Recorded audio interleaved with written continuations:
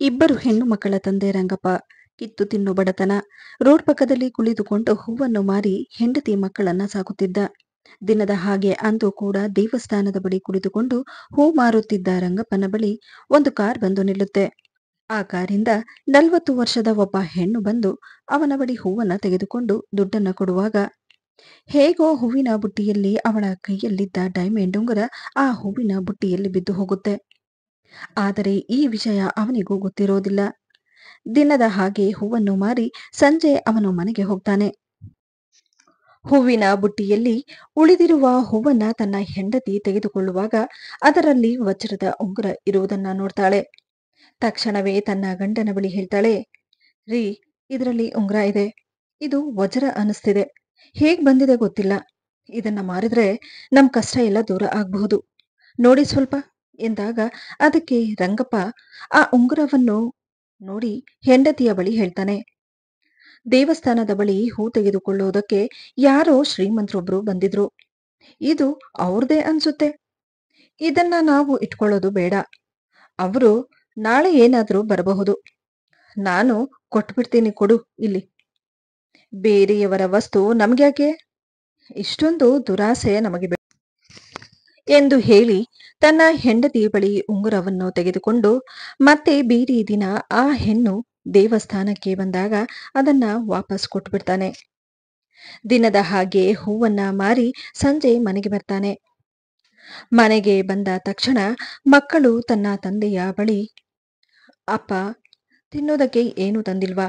ನನಗೆ ಹೊಟ್ಟೆ ತುಂಬಾ ಹಸಿತಿದೆ ಎಂದಾಗ ಹೆಂಡತಿ ಹೇಳ್ತಾಳೆ, ಇದ್ದ ಅಕ್ಕಿಯನ್ನ ಮಕ್ಕಳಿಗೆ ಮಾಡಿಕೊಟ್ಟೆ. ಮಕ್ಕಳು ಕೂಡ ಮಧ್ಯಾಹ್ನದಿಂದ ಏನು ತಿಂದಿಲ್ಲ. ಈಗಾಗಲೇ ಅಕ್ಕಪಕ್ಕದವ್ರ ಹತ್ರ ಎಲ್ಲ ಸಾಲ ಆಗಿದೆ. ಯಾರು ಸಾಲ ಕೊಡ್ತಾರೆ ಹೇಳಿ?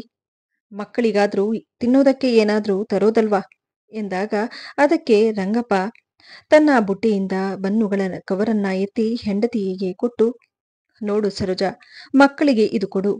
ಇವತ್ತು ಏನು ವ್ಯಾಪಾರ ಆಗ್ಲಿಲ್ಲ. ನಾನು ಏನು ಮಾಡ್ಲಿ ಹೇಳು? ಆ ದೇವರಿಗೆ ನಮ್ಮ ಮೇಲೆ ಕರುಣೆನೇ ಬರ್ತಾ ಇಲ್ಲ. ರಾಜಣ್ಣ ಅಂಗಡಿಲಿ ಹೋಗಿ ಸಾಲ ಕೇಳಿ ಅಕ್ಕಿ ತರ್ತೀನಿ. ಅಲ್ಲಿವರೆಗೂ ಇದನ್ನ ಮಕ್ಕಳಿಗೆ ತಿನ್ನಿಸು ಎಂದು ಹೇಳಿ ಪಕ್ಕದಲ್ಲೇ ಇರುವ ಅಂಗಡಿಗೆ ಹೋಗಿ ಸಾಲ ಕೇಳಿ ಅಕ್ಕಿಯನ್ನು ತರಲು ಕೇಳಿದಾಗ ಆ ಅಂಗಡಿಯವನು ಕೂಡ ನಿರಾಕರಿಸ್ಬಿಡ್ತಾನೆ. ನೋಡಿ, ಈಗಾಗಲೇ 200 ರೂಪಾಯಿ ಸಾಲ ಮಾಡಿ 1 ತಿಂಗಳಾಯಿತು. ಮೊದಲು ಅದನ್ನ ಕೊಟ್ಟು ಆಮೇಲೆ ಸಾಲ ತಗೊಳ್ಳಿ ಎಂದು ಹೇಳ್ಬಿಡ್ತಾನೆ. ಇತ್ತ ಏನು ಮಾಡಲು ಆಗದೆ ಬೇಸರದಿಂದ ಮನೆಗೆ ಬಂದ ರಂಗಪ್ಪ ಮತ್ತೆ ಬೇರೆ ದಿನ ರಂಗಪ್ಪ ಹೂ ಮಾರಲು ಹೊರಟೋಗ್ತಾನೆ. ಅವನು ದುಡಿಯೋ ದುಡ್ಡಿನಿಂದ ಮನೆಯಲ್ಲಿದ್ದವರ ಹೊಟ್ಟೆ ತುಂಬುತ್ತಿತ್ತು. ಆದರೆ ಕಳೆದ 2 ದಿನಗಳಿಂದ ಅವನಿಗೆ ಸರಿಯಾಗಿ ವ್ಯಾಪಾರ ಆಗ್ತಿರ್ಲಿಲ್ಲ. ಮುಂದೆ ಹೊಟ್ಟೆಪಾಡು ಹೇಗೆ ಅನ್ನೋ ಯೋಚನೆಯಲ್ಲಿ ದೇವಸ್ಥಾನದ ಬಳಿ ಬಂದು ಕುಳಿತು ರಂಗಪ್ಪ, ಅಪ್ಪ ದೇವ್ರೆ, ಇವತ್ತಾದ್ರೂ ನನಗೆ ತಿನ್ನೋದಕ್ಕೆ ಊಟಕ್ಕಾಗುವಷ್ಟು ವ್ಯಾಪಾರ ಆಗ್ಲಿ. ನನ್ನ ಮಕ್ಕಳೆಲ್ಲ ಉಪವಾಸ ಇದ್ದಾರೆ ಎಂದು ಆ ದೇವರಲ್ಲಿ ಕೇಳಿಕೊಳ್ಳುತ್ತಾ ಆ ದೇವಸ್ಥಾನಕ್ಕೆ ಬಂದವರ ಹತ್ತಿರ, ಅಮ್ಮ, ಹೂ ತಗೊಳ್ಳಿ ಎಂದು ಬೇಡಿಕೊಳ್ಳಲು ಶುರು ಮಾಡ್ತಾನೆ. ಆದರೆ ಅವನ ದುರಾದೃಷ್ಟಕ್ಕೆ ಯಾರೊಬ್ಬರು ಹೂವನ್ನು ತೆಗೆದುಕೊಳ್ಳೋದಕ್ಕೆ ಮುಂದೆ ಬರೋದಿಲ್ಲ. ಅದೇ ಸಮಯಕ್ಕೆ 2 ದಿನದ ಮುಂಚೆ ಬಂದ ಆ ಹೆಣ್ಣು ಮತ್ತೆ ದೇವಸ್ಥಾನಕ್ಕೆ ಬರ್ತಾರೆ. ಇತ್ತ ರಂಗಪ್ಪ ಎಲ್ಲರ ಬಳಿ ಬೇಡಿಕೊಳ್ಳುತ್ತಿರುವುದನ್ನ ನೋಡಿ ಅವನ ಪರಿಸ್ಥಿತಿ ಆಕೆಗೆ ಅರ್ಥವಾಗುತ್ತೆ. ಹಾಗಾಗಿ ಅವನ ಹತ್ತಿರ ಇದ್ದ ಹೂವನ್ನೆಲ್ಲ ತೆಗೆದುಕೊಂಡು ಅವನ ಕೈಗೆ 200 ರೂಪಾಯಿಯನ್ನು ಕೊಡಲು ಹೋದಾಗ ರಂಗಪ್ಪ ಹೇಳ್ತಾನೆ, ನೋಡಿ ಅಮ್ಮ, ಇದರ ಬೆಲೆ ಕೇವಲ 100 ರೂಪಾಯಿ. ಇಷ್ಟು ದುಡ್ಡು ಬೇಡಮ್ಮ ಎಂದಾಗ ಅದಕ್ಕೆ ಆಕೆ ಹೇಳ್ತಾರೆ, ನೋಡಿ, ನನ್ನನ್ನ ನಿಮ್ಮ ಮಗಳು ಅಂತ ತಿಳ್ಕೊಂಡು ಇಟ್ಕೊಳ್ಳಿ ಇದನ್ನ ಎಂದು ಹೇಳಿ ಆಕೆ ಅಲ್ಲಿಂದ ಹೊರಟೋಗ್ತಾರೆ. ಇತ್ತ ರಂಗಪ್ಪ ಕೂಡ ಸಂತೋಷದ ಕಣ್ಣೀರು ಹಾಕುತ್ತಾ ಆ ದೇವರಲ್ಲಿ, ಅಪ್ಪ ದೇವ್ರೆ, ಕೊನೆಗೂ ನನ್ನ ಮೇಲೆ ನಿನಗೆ ಕರುಣೆ ಬಂತಲ್ಲ, ಅಷ್ಟು ಸಾಕು ಎಂದು ಹೇಳಿ ಸೀದಾ ಅಲ್ಲಿಂದ ಆ ದುಡ್ಡನ್ನ ತೆಗೆದುಕೊಂಡು ಹೋಗಿ ಅಂಗಡಿಯಲ್ಲಿ ರೇಷನ್ ಅಕ್ಕಿಯನ್ನು ತೆಗೆದುಕೊಂಡು ಸೀದಾ ಮನೆಗೆ ಹೋಗುತ್ತಾನೆ. ಮನೆಗೆ ಬಂದ ಗಂಡನನ್ನ ನೋಡಿ ಹೆಂಡತಿ ಮಕ್ಕಳು ರಂಗಪ್ಪನ ಕೈಯಲ್ಲಿದ್ದ ಬ್ಯಾಗನ್ನ ನೋಡಿ ಸಂತೋಷ ಪಡುತ್ತಾ, ಅಪ್ಪ, ಏನ್ ತಂದಿದ್ಯಾ, ಕೊಡು ಎಂದಾಗ ರಂಗಪ್ಪ ಹೆಂಡತಿಯನ್ನು ಕರೆಯುತ್ತಾ, ಇದರಲ್ಲಿ ಅಕ್ಕಿ ಇದೆ, ಜೊತೆಗೆ ಬೇಳೆನು ಟೊಮೆಟೊ ಇದೆ. ಮೊದಲು ಹೋಗಿ ಅನ್ನ ಮಾಡು ಎಂದಾಗ ಅದಕ್ಕೆ ಹೆಂಡತಿ ಆ ಬ್ಯಾಗನ್ನು ತೆಗೆದು ನೋಡಿ ಸಂತೋಷ ಪಡುತ್ತಾ, ಅಲ್ಲ ರೀ, 2 ದಿನದಿಂದ ಸರಿಯಾಗಿ ವ್ಯಾಪಾರ ಇಲ್ಲ ಅಂತ ಹೇಳಿದ್ರಿ. ಮತ್ತೆ ಇಷ್ಟೊಂದು ಅಕ್ಕಿ, ಬೇಳೆ ಎಲ್ಲಿಂದ ತಂದ್ರಿ? ಎಂದಾಗ ಅದಕ್ಕೆ ಅವಳ ಗಂಡ ಹೇಳ್ತಾನೆ, ಆ ದೇವ್ರು ಯಾರೋ ಪುಣ್ಯಾತ್ಮರನ್ನ ಕಳ್ಸಿದ್ದ. ಅಪ್ಪ ದೇವ್ರೆ, ಅವರು ತಣ್ಣಗಿರ್ಲಿ ಎಂದು ಹೇಳುತ್ತಾ, ಸರಿ ಸರಿ, ಈಗ ಬೇಗ ಹೋಗಿ ಅಡುಗೆ ಮಾಡು ಎಂದು ಹೇಳುತ್ತಾ ತನ್ನ ಇಬ್ಬರು ಹೆಣ್ಣು ಮಕ್ಕಳನ್ನ ತನ್ನ ಬಳಿ ಕುಳಿಸಿಕೊಂಡು ಮುದ್ದಾಡುತ್ತಾ, ಅಮ್ಮ ಊಟ ಕೊಡ್ತಾಳೆ, ಹೊಟ್ಟೆ ತುಂಬಾ ಊಟ ಮಾಡಿ ಎನ್ನುತ್ತಾ ಮನಸ್ಸಲ್ಲಿ ಎಷ್ಟೇ ಕಷ್ಟವಿದ್ದರೂ ಎಷ್ಟೇ ನೋವಿದ್ದರೂ ತೋರಿಸಿಕೊಳ್ಳದೆ ಇತ್ತ ಹೆಂಡತಿ ಬೇಗ ಅಡುಗೆ ಮಾಡಿ ಗಂಡ ಹಾಗೂ ಮಕ್ಕಳ ಜೊತೆ ಕುಳಿತು ತಾನು ಕೂಡ ಸಂತೋಷದಿಂದ ಹೊಟ್ಟೆ ತುಂಬ ಊಟ ಮಾಡ್ತಾರೆ. ಹೇಗೂ ರಂಗಪ್ಪ 2-3 ದಿನಕ್ಕೆ ಆಗುವಷ್ಟು ರೇಷನ್ ತಂದಿರ್ತಾನೆ. ಹಾಗಾಗಿ ಅವನಿಗೆ 2-3 ದಿನ ಊಟದ ಚಿಂತೆ ಇರೋದಿಲ್ಲ. ಇನ್ನು ದಿನದ ಹಾಗೆ ಮತ್ತೆ ಬೇರೆ ದಿನ ರಂಗಪ್ಪ ಹೂವನ್ನು ಮಾರಲು ಹೊರಟು ಹೋಗ್ತಾನೆ. ವ್ಯಾಪಾರ ಮಾಡಿಕೊಂಡು ಸಂಜೆ ಮನೆಗೆ ಬರುವಾಗ ಆ ಹೆಣ್ಣು ಅವರ ಮುಂದೆ ಬಂದು ಕಾರನ್ನ ನಿಲ್ಲಿಸಿ ಅವರಿಗೆ ಸಾಮಾನುಗಳಿಂದ ತುಂಬಿರುವ ಬ್ಯಾಗನ್ನ ತಂದು ರಂಗಪ್ಪನ ಕೈಗೆ ಕೊಟ್ಟು, ಇದನ್ನ ಬೇಡ ಅಂತ ಹೇಳ್ದಿರಾ, ಇದನ್ನ ಇಟ್ಕೊಳ್ಳಿ, ಇದರಲ್ಲಿ ರೇಷನ್ ಇದೆ ಎಂದು ಹೇಳಿ ಅವರು ಅಲ್ಲಿಂದ ಹೊರಟೋಗ್ತಾರೆ. ಇತ್ತ ಕಿತ್ತು ತಿನ್ನೋ ಬಡತನದಲ್ಲಿದ್ದ ರಂಗಪ್ಪನಿಗೆ ಇದು ಆ ದೇವರು ಕೊಟ್ಟ ವರ ಅನ್ನೋ ಹಾಗೆ ಅನಿಸುತ್ತಿತ್ತು. ಸಂತೋಷದಿಂದ ಎತ್ತಿಕೊಂಡು ಮನೆಗೆ ಬರ್ತಾನೆ. ಆದರೆ ಅಂದು ಮನೆಗೆ ಬಂದ ರಂಗಪ್ಪನಿಗೆ ತನ್ನ ಮಗಳು ಹೊರಗಡೆ ಆಟ ಆಡುತ್ತಿದ್ದಾಗ ಗಾಡಿ ಒಂದಕ್ಕೆ ಅಡ್ಡ ಹೋಗಿ ಚಿಕ್ಕದಾದ ಒಂದು ಆಕ್ಸಿಡೆಂಟ್ ಆಗಿರುತ್ತೆ. ಅದರಿಂದಾಗಿ ಅವಳಿಗೆ ತಲೆ ಹಾಗೂ ಕಾಲಿಗೆ ತುಂಬಾನೇ ಗಾಯ ಆಗಿರುತ್ತೆ. ಆದರೆ ಅವರ ದುರಾದೃಷ್ಟ, ಅವರ ಬಳಿ 1 ಪೈಸೆ ಇರೋದಿಲ್ಲ. ಹಾಗಾಗಿ ರಂಗಪ್ಪನ ಹೆಂಡತಿ ಆಕ್ಸಿಡೆಂಟ್ ಆಗಿರೋ ಮಗಳನ್ನ ಮನೆಯಲ್ಲೇ ಇದ್ದ ಅರಿಶಿನವನ್ನ ಹಚ್ಚಿರ್ತಾರೆ. ಇತ್ತ ಮನೆಗೆ ಬಂದ ರಂಗಪ್ಪ ತನ್ನ ಮಗಳನ್ನ ನೋಡಿ ಗಾಬರಿ ಪಡುತ್ತಾ, ತನ್ನ ಮಗಳನ್ನ ನೋಡಿ ದುಃಖದಿಂದ, ಅಯ್ಯೋ ದೇವ್ರೆ, ಏನಾಯ್ತು ಪುಟ್ಟಿ ನಿನ್ಗೆ? ಯಾಕೆ ಈ ಅರ್ಶಿಣ ಹಚ್ಚಿದ್ಯಾ ಎಂದು ಗಂಡ ಪ್ರಶ್ನೆ ಮಾಡಿದ್ದನ್ನು ನೋಡಿ ಅವನ ಹೆಂಡತಿ ಹೇಳ್ತಾಳೆ, ಹೊರಗಡೆ ಆಟ ಆಡಲು ಹೋದಾಗ ಯಾವುದು ಗಾಡಿ ಹೊಡೆದು ಹೋಗಿದೆ ಎಂದಾಗ ರಂಗಪ್ಪ ದುಃಖದಿಂದ, ಅಯ್ಯೋ ದೇವ್ರೆ, ನಮಗೆ ಯಾಕಪ್ಪ ಇಷ್ಟು ಕಷ್ಟ ಬರ್ತಿದೆ? ಒಂದು ಕಡೆ ಕಿತ್ತು ತಿನ್ನೋ ಬಡತನ, ಇನ್ನೊಂದು ಕಡೆ ದುಡಿಮೆ ಇಲ್ಲ ಎಂದು ದುಃಖ ಪಡುತ್ತಾ, ನೋಡು, ನನ್ನ ಹತ್ರ ದುಡ್ಡಿಲ್ಲ, ಈಗ ಅರಿಶಿಣ ಹಚ್ಚಿದ್ಯಾ, ನಾಳೆವರೆಗೂ ನೋಡೋಣ, ಕಮ್ಮಿ ಆಗದೆ ಹೋದ್ರೆ ಏನಾದ್ರೂ ಮಾಡೋಣ ಎನ್ನುತ್ತಾ, ನೋಡು, ಈ ಬ್ಯಾಗಲ್ಲಿ ಏನಿದೆ ಅಂತ ನೋಡು ಎಂದಾಗ ಹೆಂಡತಿ ಆ ಬ್ಯಾಗನ್ನು ತೆಗೆದು ನೋಡಿದಾಗ ಅದರಲ್ಲಿ ಸುಮಾರು 1 ತಿಂಗಳಿಗೆ ಆಗುವಷ್ಟು ರೇಷನ್ ಇರುತ್ತೆ. ಅದನ್ನು ನೋಡಿದ ಗಂಡ ಹೆಂಡತಿ ಇಬ್ಬರು ಸಂತೋಷ ಪಡುತ್ತಾ, ಅವ್ರು ಯಾರೋ ನಾವ್ಯಾರೋ, ಪಾಪ ಹುಡುಕೊಂಡು ಬಂದು ಇದನ್ನೆಲ್ಲ ಕೊಟ್ಟು ಹೋಗ್ತಿದ್ದಾರೆ. ನೋಡು, ಅದಕ್ಕೆ ಹೇಳೋದು, ನಂಬದವರನ್ನ ಆ ದೇವ್ರು ಯಾವತ್ತೂ ಕೈ ಬಿಡೋಲ್ಲ ಅಂತ ಹೇಳಿ. ನಮ್ಮ ಮನಸ್ಸು ಚೆನ್ನಾಗಿದ್ರೆ ನಮ್ಮ ಕಷ್ಟಕ್ಕೆ ಆ ದೇವರು ಯಾರನ್ನಾದ್ರೂ ಒಬ್ಬರನ್ನ ಕಳಿಸ್ತಾನೆ. ಸರಿ ಸರಿ, ಏನಾದ್ರೂ ಅಡುಗೆ ಮಾಡಿದ್ರೆ ನನಗೆ ಕೊಡು, ತುಂಬಾ ಹೊಟ್ಟೆ ಹಸಿತಿದೆ ಎಂದು ಗಂಡ ಹೇಳಿದ್ದ. ಇತ್ತ ರೇಷನ್ ಎಲ್ಲ ತೆಗೆದು ಪಕ್ಕಕ್ಕೆ ಇಟ್ಟ ಹೆಂಡತಿಗೆ ಆ ಬ್ಯಾಗಿನಲ್ಲಿ ಒಂದು ಪರ್ಸ್ ಇರುವುದನ್ನ ನೋಡ್ತಾಳೆ. ತಕ್ಷಣವೇ ಗಾಬರಿಯಿಂದ ಪರ್ಸನ್ನ ಎತ್ತಿ ನೋಡಿದಾಗ ಅದರಲ್ಲಿ ಕೆಲವು ಡಾಕ್ಯುಮೆಂಟ್ಸ್ ಹಾಗೂ 1 ಲಕ್ಷ ಕ್ಯಾಶ್ ಇರುವುದು ಅವಳಿಗೆ ಕಾಣಿಸುತ್ತದೆ. ತಕ್ಷಣವೇ ಆ ಪರ್ಸನ್ನ ತನ್ನ ಗಂಡನ ಬಳಿ ಕೊಡುತ್ತಾ, ರೀ, ನೋಡಿ ಏನಿದೆ ಅಂತ ಹೇಳಿ ಎಂದು ಗಂಡನ ಕೈಗೆ ಕೊಟ್ಟಾಗ ಗಂಡ ಅದನ್ನ ನೋಡಿ ಹೇಳ್ತಾನೆ, ಏನಿದು, ಇಷ್ಟೊಂದು ದುಡ್ಡು? ಅಯ್ಯೋ ದೇವ್ರೆ, ಇದನ್ನ ತಂದುಕೊಟ್ಟ ಆ ಮಹಿಳೆಯದು ಅನ್ಸುತ್ತೆ ಇದೆಲ್ಲ. ಇದರಲ್ಲಿ ಇನ್ನು ಏನು ಡಾಕ್ಯುಮೆಂಟ್ಸ್ ಬೇರೆ ಇದೆ.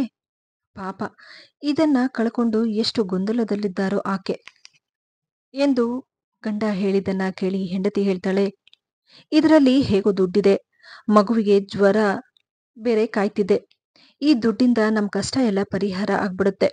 ಮೊದಲು ಮಗುನ ಆಸ್ಪತ್ರೆಗೆ ಕರ್ಕೊಂಡು ಹೋಗೋಣ ನಡೀರಿ.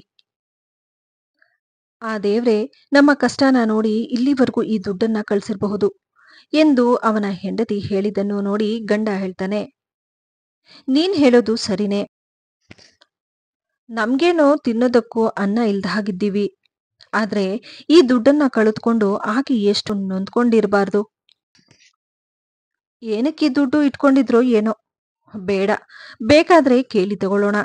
ಇಂತಹ ಕೆಲಸ ಮಾಡೋದಕ್ಕೆ ನನಗೆ ಮನಸ್ಸು ಬರ್ತಿಲ್ಲ. ಕಷ್ಟಪಟ್ಟು ದುಡಿದ್ರೆ ಆ ದೇವ್ರು ಕೊಟ್ಟೆ ಕೊಡ್ತಾನೆ. ನೋಡು, ಆಕೆ ಆ ದೇವಸ್ಥಾನದ ಬಳಿನೇ ಇರೋದು. ಅವರು ದಿನ ಹೂ ತಗೊಂಡು ಹೋಗೋದಕ್ಕೆ ಬರ್ತಾರೆ. ಅವರ ಮನೆ ನನಗೆ ಗೊತ್ತು. ಈಗ್ಲೇ ಹೋಗಿ ಇದನ್ನು ನಾನು ಕೊಟ್ಬಿಟ್ಟು ಬರ್ತೀನಿ. ಮುಂದೆ ಏನಾಗುತ್ತೋ ನೋಡೋಣ.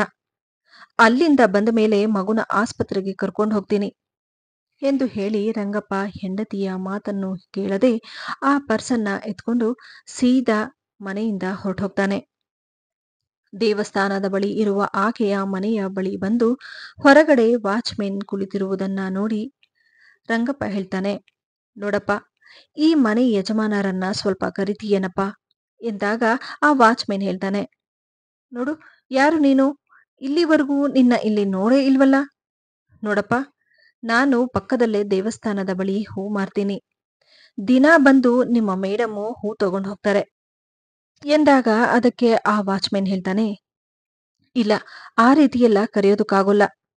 ಈಗ ಹೋಗು ನೀನು ಎಂದು ಹೇಳಿ ಇಬ್ಬರ ಮಧ್ಯೆ ಮಾತಿಗೆ ಮಾತು ನಡೆಯುತ್ತಿರುತ್ತೆ. ಅಷ್ಟರಲ್ಲಿ ಸದ್ದನ್ನ ಕೇಳಿ ಮನೆಯಿಂದ ಹೊರಗಡೆ ಆ ಹೂವನ್ನ ತೆಗೆದುಕೊಂಡು ಹೋಗುತ್ತಿದ್ದ ಹೆಣ್ಣು ಬರ್ತಾರೆ. ಹೊರಗಡೆ ನಿಂತಿದ್ದ ರಂಗಪ್ಪನನ್ನ ನೋಡಿ ಅವರು, ಏನಾಗ್ತಿದೆ ಅಲ್ಲಿ? ಯಾರದು ವಾಚ್ಮೆನ್? ಅವರನ್ನ ಒಳಗಡೆ ಕಳಿಸಿ ಎಂದಾಗ ವಾಚ್ಮೆನ್ ರಂಗಪ್ಪನನ್ನ ಗೇಟಿನ ಒಳಗಡೆ ಹೋಗಲು ಬಿಡ್ತಾನೆ. ಆಕೆಯನ್ನು ನೋಡಿದ ತಕ್ಷಣ ರಂಗಪ್ಪ, ನಮಸ್ತೆ ಮೇಡಮ್, ನೀವು ನನಗೆ ತಂದುಕೊಟ್ಟ ರೇಷನ್ ಬ್ಯಾಗ್ನಲ್ಲಿ ಈ ಪರ್ಸ್ ಇತ್ತು. ಇದನ್ನ ಕೊಟ್ಟು ಹೋಗೋಣ ಅಂತ ಬಂದೆ ಎಂದಾಗ ಅದಕ್ಕೆ ಅವರು ಹೇಳ್ತಾರೆ, ಓ ಮೈ ಗಾಡ್, ಇದನ್ನೇ ನಾನು ಹುಡುಕ್ತಿದ್ದಿದ್ದು. ಬೈ ಮಿಸ್ಟೇಕು ನಾನು ರೇಷನ್ ತಗೊಳ್ಳುವಾಗ ಇದು ಆ ಬ್ಯಾಗಲ್ಲಿ ಬಿದ್ದೋಯ್ತು ಅನ್ಸುತ್ತೆ. ತುಂಬಾ ಥ್ಯಾಂಕ್ಸ್ ಎಂದು ಹೇಳಿ ಆ ಪರ್ಸನ್ನ ತೆಗೆದು ನೋಡಿದಾಗ ಆ ದುಡ್ಡು ಹಾಗೆ ಇದ್ದಿದ್ದನ್ನು ನೋಡಿದ ಅವರು ರಂಗಪ್ಪನ ಬಳಿ ಅಂದಹಾಗೆ ಅದರಲ್ಲಿ 1,00,000 ಇತ್ತು. ಯಾಕೆ ನೀವು ತೆಗೆದುಕೊಂಡಿಲ್ಲ ಎಂದಾಗ ಅದಕ್ಕೆ ರಂಗಪ್ಪ ಹೇಳ್ತಾನೆ, ನೋಡಿ ಮೇಡಮ್, ಬೇರೆಯವರ ಸ್ವತ್ತು ಯಾವತ್ತೂ ನಮ್ಮದಾಗಲ್ಲ. ಈಗಿನ ಕಾಲದಲ್ಲಿ ಕಷ್ಟಪಟ್ಟು ದುಡಿಯೋ ದುಡ್ಡೇ ನಮ್ಮ ಹತ್ರ ಇರೋದಿಲ್ಲ. ಎಷ್ಟು ದಿನ ಅಂತ ಚೆನ್ನಾಗಿರೋದು ಆ ದುಡ್ಡಲ್ಲಿ? ಆ ದೇವರು ಕೈ ಕಾಲು ಕೊಟ್ಟಿದ್ದಾನೆ, ದುಡ್ದು ತಿನ್ನೋದಕ್ಕೆ ಶಕ್ತಿ ಕೊಟ್ಟಿದ್ದಾನೆ. ಇನ್ನೇನು ಬೇಕು ಹೇಳಿ ಎಂದಾಗ ಅವರು ಹೇಳ್ತಾರೆ, ಈಗಿನ ಕಾಲದಲ್ಲೂ ನಿಮ್ಮಂತಹ ಒಳ್ಳೆ ಮನಸ್ಸು ಇರುವವರು ಇರ್ತಾರಾ ಅಂದ್ರೆ ನಂಬಕ್ಕಾಗ್ತಿಲ್ಲ. ನನಗೆ ದುಡ್ಡಿಗಿಂತ ಅದರಲ್ಲಿ ಕೆಲವು ಡಾಕ್ಯುಮೆಂಟ್ಸ್ ಇತ್ತು. ಅದು ನನಗೆ ತುಂಬಾ ಇಂಪಾರ್ಟೆಂಟು. 1 ನಿಮಿಷ ಬಂದೆ ಎಂದು ಹೇಳಿ ಆಕೆ ಮನೆಯ ಒಳಗೆ ಹೋಗಿ ಪರ್ಸನ್ನ ಇಟ್ಟು ಮತ್ತೆ ಹೊರಗಡೆ ಬಂದು, ನೋಡಿ, ನೀವು ಕಷ್ಟದಲ್ಲಿದ್ದೀರಾ ಅಂತ ನನಗೆ ಚೆನ್ನಾಗಿ ಗೊತ್ತು. ಹಾಗಂತ ಹೇಳಿ ನಾನು ಈ ದುಡ್ಡನ್ನ ಕೊಡ್ತಿಲ್ಲ. ಇದು ನನ್ನ ಕಡೆಯಿಂದ ಒಂದು ಚಿಕ್ಕದಾದ ಕಾಣಿಕೆ ಅಂತ ಇಟ್ಕೊಳ್ಳಿ ಎಂದು ಹೇಳಿ 1,00,000 ರೂಪಾಯಿಯನ್ನ ರಂಗಪ್ಪನ ಕೈಯಲ್ಲಿಟ್ಟಾಗ ಅದಕ್ಕೆ ಅವನು ಹೇಳ್ತಾನೆ, ಅಯ್ಯೋ, ಅಷ್ಟೊಂದು ದುಡ್ಡು? ನೋಡಿ, ಆ ಹೂವನ್ನ ಮಾರಿ ಎಷ್ಟು ಅಂತ ಸಂಪಾದನೆ ಮಾಡ್ತೀರಾ? ನಾನು ದಿನ ನಿಮ್ಮನ್ನ ನೋಡ್ತೀನಿ. ನೀವು ಪಡ್ತಾ ಇರೋ ಕಷ್ಟನ ನೋಡಿ ನನಗೆ ಬೇಜಾರಾಗುತ್ತೆ. ದಯವಿಟ್ಟು ಈ ದುಡ್ಡು ಬೇಡ ಅಂತ ಹೇಳ್ಬೇಡಿ. ನೋಡಿ, ಹೂ ಮಾರೋದನ್ನ ಬಿಟ್ಟು ಈ ದುಡ್ಡಿನಿಂದ ಚಿಕ್ಕದಾದ ಒಂದು ಚಿಲ್ಲರೆ ಅಂಗಡಿನ ಹಾಕ್ಕೊಳ್ಳಿ. ನೋಡಿ, ನನ್ನಿಂದ ಬೇರೆಯವರಿಗೆ ಒಳ್ಳೇದಾಗುತ್ತೆ ಅನ್ನೋದಾದ್ರೆ ಅದರಲ್ಲಿ ತಪ್ಪೇನಿದೆ? ಇದು ಬೇಡ ಅಂತ ಹೇಳ್ಬೇಡಿ ಎಂದು ಹೇಳಿ ಅವನ ಕೈಗೆ ದುಡ್ಡನ್ನ ಕೊಟ್ಟು ಒಳಗಡೆ ಹೊರಟೋಗ್ತಾರೆ. ಇತ್ತ ರಂಗಪ್ಪ ಕೂಡ ಮುಂದೆ ಏನು ಹೇಳಬೇಕು ಅನ್ನೋದು ಗೊತ್ತಾಗದೆ ಸಂತೋಷದಿಂದ ಆ ದುಡ್ಡನ್ನ ಇಟ್ಕೊಂಡು ತನ್ನ ಮನೆಗೆ ಬರ್ತಾನೆ. ಮನೆಗೆ ಬಂದ ರಂಗಪ್ಪನಿಗೆ ಮಗಳು ಹುಷಾರಿಲ್ದೆ ಇರೋದನ್ನ ನೋಡಿ ಹೆಂಡತಿ ಹೇಳ್ತಾಳೆ, ನಿಯತ್ತಾಗಿರ್ಬೇಕು ನಿಯತ್ತಾಗಿರ್ಬೇಕು ಅಂತ ಹೇಳಿ ನಿಮ್ಮ ಮಗಳ ಸ್ಥಿತಿ ಏನಾಗಿದೆ ಅಂತ ನೋಡಿ. ಅವಳಿಗೆ ಜ್ವರ ಹೆಚ್ಚಾಗುತ್ತಿದೆ. ಇನ್ನು ಎಷ್ಟು ದಿನ ನೀವು ಹೀಗೆ ಇರ್ತೀರಾ ಎಂದು ಹೆಂಡತಿ ಹೇಳಿದನ್ನ ಕೇಳಿ ಗಂಡ ಹೇಳ್ತಾನೆ, ಅಯ್ಯೋ ಹುಚ್ಚಿ, ಆ ದೇವ್ರು ನಮ್ಮ ಕೈ ಬಿಡಲ್ಲ ಕಣೆ. ಎಷ್ಟೇ ಕಷ್ಟ ಇದ್ರೂ ಒಬ್ಬರಿಗೆ ದ್ರೋಹ ಮಾಡಿ ನಾವು ಸುಖವಾಗಿ ಇರೋದಕ್ಕೆ ಆಗುತ್ತಾ?